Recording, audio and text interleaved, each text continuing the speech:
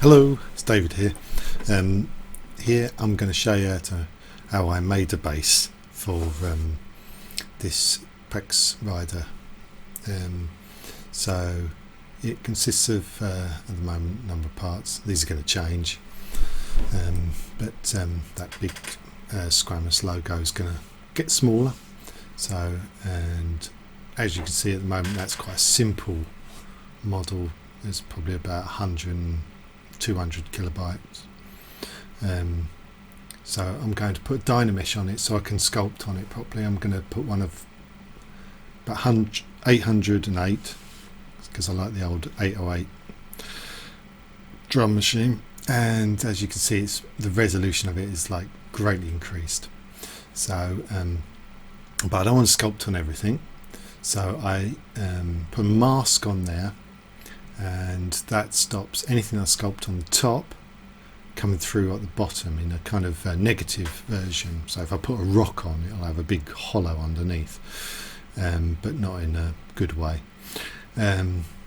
So here I've switched to my all pack tool that gives me cracks, but if you press Alt on it, you get the negative version, and that makes rather nice duney sort of sand shapes, and you can do some strokes across that, various tensions, strengths to get different heights on there. So I've masked off that area. Now I'm going to use the standard brush, but with an alpha on it of like a which is kind of like a picture, basically one I've either downloaded off the internet or I've made myself over the years. So the first time I brought that in, the intensity on it wasn't enough, so it didn't make much of a texture. So there, it's as you can see, it's a bit high compared to the dunes, and obviously the dunes want to be a bit higher, and they will get higher in the next section. But so now I'm swapping the masks around. So and I've used that to lower that particular section with the kind of asphalt cracked earth on, and now I'm raising the sand a little bit, and now I'm going to put a texture on the sand. So I've got my masks and I get my white sand texture, and eventually, and how I've put it on, but I've got the focal shift. I had that on extreme, you know, to do the cracked earth thing, but I need a smoother edge to it because I'm going to drag this across, because I'm using dots on my standard brush as opposed to the drag feature I used before.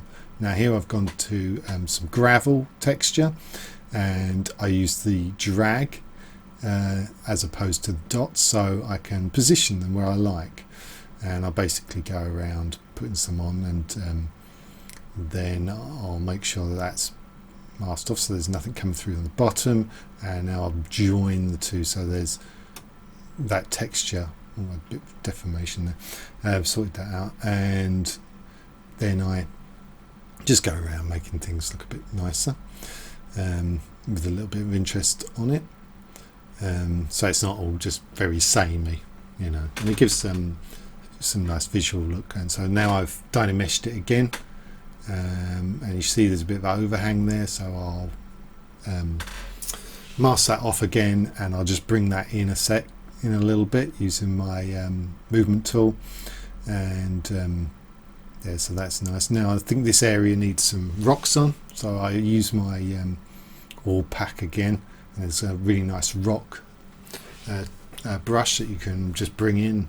So first time I did that, it was a bit high, because I like to build various shapes on it. That's the same, so you have to twiddle it around a bit, so it looks better. I basically put a few rocks here or there, in a artistic way, and once those are in a very rough thing, and I'm not too worried about all those weird shapes, because in the next part, so I'll get my mask back and I'll use the flattening tool from the old pack. If you haven't got this pack, you really need to get it. It's great. thanks to Patrick at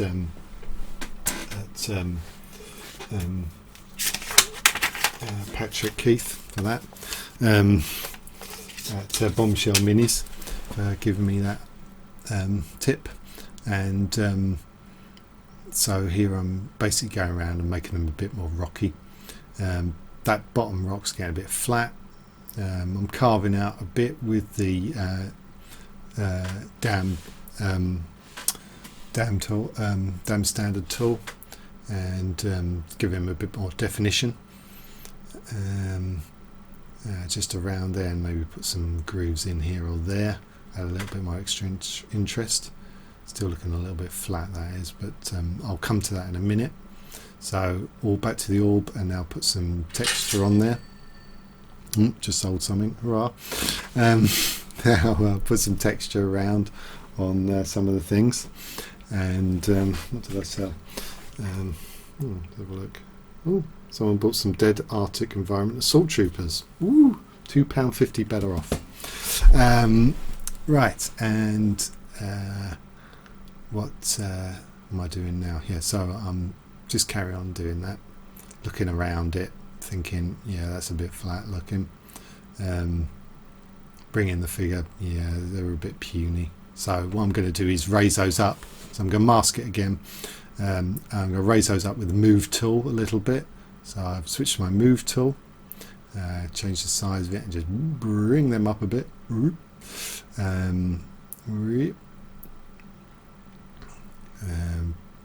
get it so it looks a bit better, but it all looks a bit deformed again. So now I'm going in with the flattening tool and make it a little bit more rocky looking again, get some of those weird shapes out on the sides, you know, flatten things a bit, and dynamesh that again because I wanted to get some geometry into those weird bits, which so I can get my tool in there. I've gone quite small. I mean, some of this detail is crazy. I mean, I don't know why I'm doing it, because it's never going to show up really when you print it, but you know, my satisfaction. It's quite enjoyable, I suppose. So yeah, carving away at these rocks, and looking back at them again, yeah, they look all right now.